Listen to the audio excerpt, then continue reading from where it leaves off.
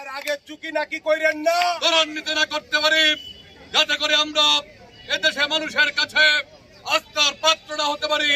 সেই কারণে আজকে এই ষড়যন্ত্র চক্রান্ত, আপনারা সকলেই এই চক্রান্ত ষড়যন্ত্রের বিরুদ্ধে সোচ্চার থাকবেন, আগামী কর্মসূচিতে সামিল হবেন। এই কথা বলেই আপনাদেরকে ধন্যবাদ জানিয়ে আমি আমার বক্তব্য শেষ করছি।